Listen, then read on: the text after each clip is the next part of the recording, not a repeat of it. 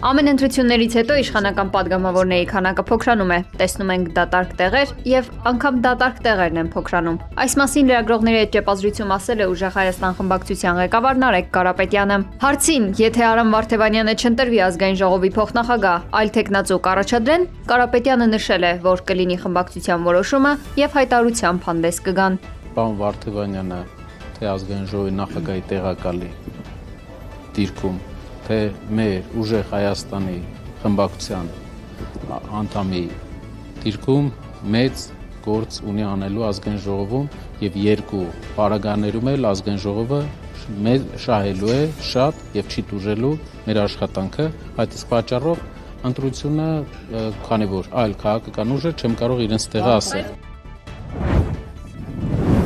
Ազգային ժողովի իշխող քաղաքացիական պայմանագիր խմբակցության ղեկավար Արուսյակ Մանավազյանը ազատության հետ զրույցում հայտնել է, որ դեռ չունեն որոշում։ Կընտրեն ազգային ժողովի փոխնախագահի պաշտոնում ընդդիմադիր Ուժեղ Հայաստան խմբակցության տեխնացու Արամ Վարդևանյանին, թե ոչ։ Խմբակցությունը դեռ քննարկում չի ունեցել, առաջիկա ժամերի ընթացքում կունենանք որոշում, որպես այդպիսին դեռ չունենք, նշել է Մանավազյանը։ Առանց քաղաքացիական պայմանագրի քվեարկության Արամ Վարդևանյանի ընտրությունը փաստացի հնարավոր չէ, քանի որ խորհրդարանական մեծամասնությունը պատկանում է իշխող խմբակցության։ Կախված է հարցու պատասխանից ու ելույթներից, շեշտել է Մանավազյանը։ Ընդդիմադիր Հայաստան խմբակցությունը հայտարարել է, որ կողմ է քվեարկելու Վարդևանյանի տեխնացությանը։ Խորհրդարանն արդեն ընտրել է երկու փոխնախագահների։ ՔՊ-ից այդ պաշտոններում ընտրվել են Հայկ Կոնջորյանն ու Վահագն Ալեքսանյանը։ Ազգային ժողովի նախագահի 3 տեղակալներից մեկի, ինչպես նաև մշտական հանձնաժողովներից 4-ի նախագահների պաշտոնները օրենքով հատկացված են ընդդիմությանը։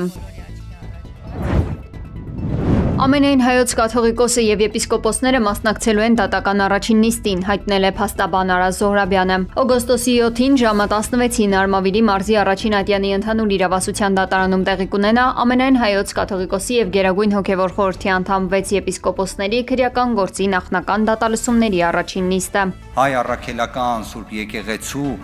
կարգավիճակը արդյոք պետք է սահմանադրությամբ ընդգծվի, թե ոչ։ Եվ շատ լավ էր, որ ընդգծվեց։ Ինչ որ իմաստով, նույնիսկ տարբերակում դնելով, այո, այդ պնդումը կատարում է։ Անդրադառնալով կաթողիկոսին կարգալույծ անելուն եւ եկեղեցականների դեմ նախաձեռնված վարույթներին, ազգային ժողովի ամբիոնից Ուժեղ Հայաստան դաշինքի падգամավոր Արամ Վարդևանյանը նշել է, անգամ եվրոպական դատարանն է հաստատել, պետությունը չպետք է խառնվի եկեղեցու գործերին։ Վարդևանյանը նաեւ համեմատական է անցկացրել Հռոմի Պապի կարգալույծ անելու վերաբերյալ որոշումներին ու շեշտել, որ կաթողիկոսին կարգալույծ անելու վերաբերյալ դատական գործը արդեն իսկ աբսուրդ է։ Ասել,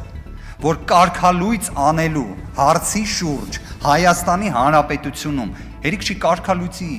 ինստիտուտի հետ կապված կամ մի հատ դատական գործ, սա արդեն աբսուրդ է։ Դատական իշխանությունը ինչի համար է միջամտում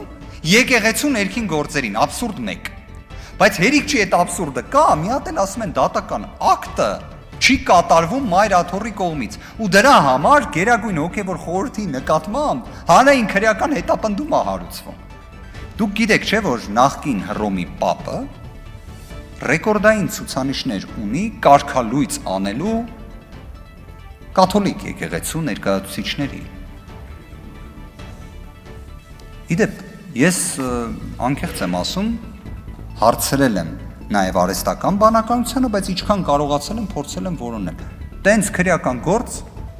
որևէ մի Հռոմի Պապի նկատմամբ երբևէ չի հարուցվել։ Բայց միգուցե պետք է մեր իրավապահ մարմինների այդ գիտելիքը կիսվենք։ Հայաստանի էլեկտրական ցանցեր ընկերությունը դառնալու է պետական սեփականություն եւ կհանձնվի հավատարմագրային կառավարման։ Այս մասին կառավարության այսօրվա նիստում հայտարարել է Նիկոլ Փաշինյանը։ Թե ում կամ որ կառույցին կհանձնվի հեծը, վարչապետը չի մեկնաբանել։ Մենք հայցակարգային առումով հիմա մենք ունենք կրիտիկական ենթակառուցվածքներ, այլ մեխանիզմներ էլ կան, որի շրջանակում հեծի հետ կապված process-ներն ենք տանում։ Հեծի պետականացման գործընթացը մեկնարկել էր դեռ անցյալ տարի, երբ կառավարությունը որոշել էր դադարեցնել ընկերության լիցենզիայի գործունեությունը եւ նշանակել ժամանակավոր կառավարիչ։ Ես անկեղծորեն եմ ասում, Հայաստանի խորհրդարանը շարունակում է ղեկավար կազմի ընտրությունը։ Այսօր քննարկվում է ազգային ժողովի 3-րդ փոխնախագահի ընտրության հարցը, որի համար առաջադրվել է Ուժեղ Հայաստան դաշինքի падգամավոր Արամ Վարդևանյանը։ Իր ելույթում Վարդևանյանն անդրադարձել է ոչ միայն իր քաղաքական եւ իրավաբանական գործունեությանը, այլ նաեւ Ուժեղ Հայաստան դաշինքի առաջնորդ Սամվել Կարապետյանի կալավորմանն ու Մայրաթորի դեմ իշխանական արշավներին։ Երբ մենք տեսնում ենք, որ հայոց հայրապետի նկատմամբ մեղմ ասած վիրավորական արտահայտություններ են հնչում եւ մեր Մայրաթորը վերածվում է քաղաքական քննարկման առարկայի եւ այն նախաձեռնվում է մեկ ուժի կողմից եւ այդ մեկ ուժը քաղաքացիական պայմանագիրն է 2025 թվականին սիրելի հայրենակիցներ Մայրաթորը պաշտպանող մեկ նախադասության համար այն անձը որը ունի ազգային բարերարի կարգավիճակ, որին ձեզանից շատերը հակադիր քաղաքական ուժի ներկայացուցիչները երբևէ մի բացասական խոսքով չեն նկարագրել։ Պարզապես հնչած խոսքի համար, որ մեր ձևով կմասնակցենք եկեղեցու պաշտպանությանը, դուք իրեն կալանավորեցիք եւ կալանքի տակ եք պահում մինչ օրս։ Բաքվի բանտում ապօրինաբար պահվող Արցախի ազգային ժողովի նախկին նախագահ Դավիթ Իշխանյանը կրկին ուղերձ է հղել Բաքվի բանտից։ Նա նշել է, որ խաղաղության դատավարության հերթական փուլը կարելի է համարել ավարտված։ Վերաքննիչ դատարանը գնացել է խորհրդակցության, բայց բոլորի համար պարզ է, այդ վճիռը վաղուց կայացված է։ Մեր վերջին ելույթները շատ հետաքրքիր եւ յուրահատուկ էին, բավականին արժանի ելույթներ էին, նշել է Իշխանյանը։ Դեռևս հուլիսի 17-ին ես միջնորդություն էի ներկայացրել դատարանին, որպեսզի մեղադրող կողմը դատախազությունը հաշվի առնելով ներկա ստեղծված իրավիճակը հայցը հետ վերցնի եւ քրեական գործը կարճվի, այս քրեական հետապնդում կոչվածը դադարեցվի։ Տեղի վրա մերժվել է։ Ես բնականաբար ներկայացի, որ պետք է այդ երիտասարդ կազմը, որ ներկա է խորհրդակցեն իրենց վերադասնել իրենց վերադասի, սակայն տեղի վրա մերժվեց։ Ամսի 31-ին մեր վերջին նիստի ժամանակ վերջի խոսքում ես խոսքս ուղղեցի դատավորին եւ խնդրեցի առաջարկ ներկայացրի դատավորին, որպեսզի իմ այդ միջնորդության բովանդակությամբ առաջարկ ներկայացնելով, պահը օգտագործելով այդ իմ առաջարկի հնարավորությունը օգտագործելով, որպեսզի դատավորական կոլեգիան խորհրդակցի ում հետ որ անհրաժեշտ է, ովքեր որ որոշում են կայացնում եւ հաշվի առնելով երկու երկրների, երկու ժողովուրդների միջև ստեղծված նուրբ քաղաքական իրավիճակը, արտաքին քաղաքական դերակատարների դերը եւ որպես ապագայի միտված ներդրում այս քրեական հետապնդումը դադարեցնեն եւ գործը կարճեն։ Այս հայտարարությանը զուգահեռ ադրբեջանական լրատվամիջոցները տարածել են տեղեկություն, որ Բաքվի վերաքննիչ դատարանը չի փոխել Արցախի նախկին ռազմաքաղաքական ղեկավարների դատավճիռը, որոնք դատապարտվել էին մինչև ցմահ ազատազրկման։ Բարև ձեզ հարգելի գործընկերներ, այսօր տեղի ունենում նոր ձևավորված կառավարության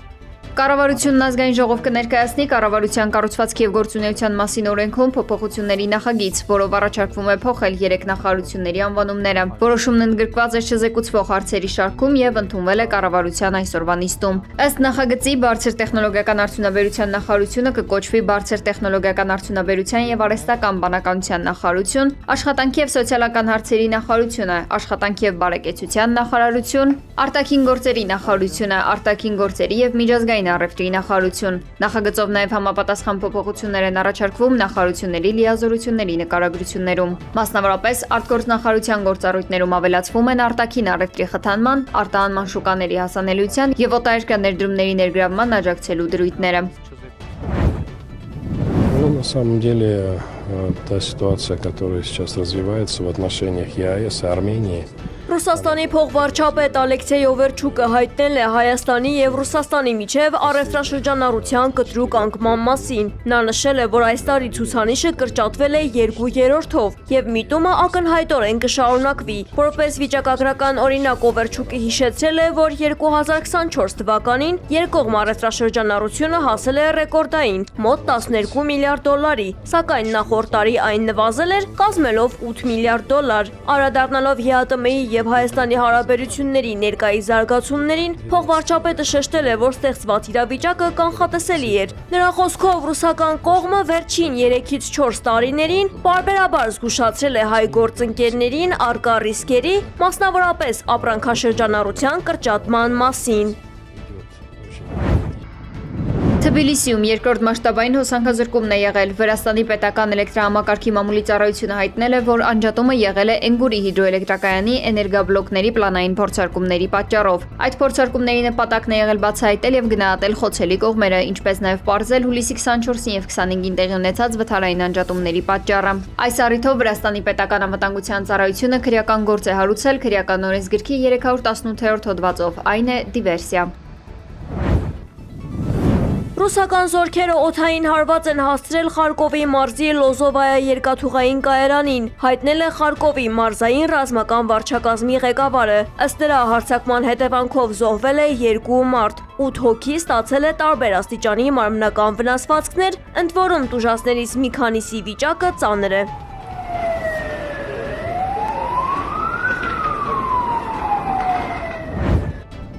Իսրայելը մի շարք հարվածներ է հասցրել Լիբանանի հարավին։ Ըստ Լիբանանի ազգային լիարժվական գործակալության, առնվազն 4 հարված է հասցվել Բուրջ Էշ-Շիմալի բնակավայրին։ Այս հարվածները տեղի են ունենում Իտալիայում ԱՄՆ դեսպանատանը ընթացող եռակողմ բանակցությունների ֆոնին։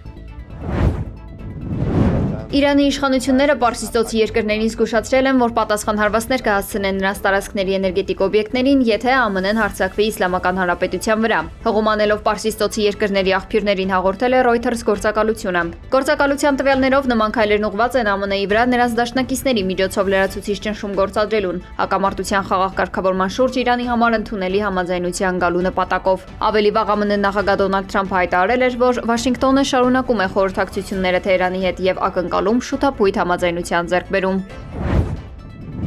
Իսպանիայի հավաքականի կիսապաշտպան Գավին պահելով խոստումը մազերը վարդագույն է ներկել։ Բարսելոնայի ֆուտբոլիստը ավելի վաղ խոստացել էր ներկել մազերը, եթե Իսպանիայի հավաքականը հաղթի աշխարհի առաջնությունում։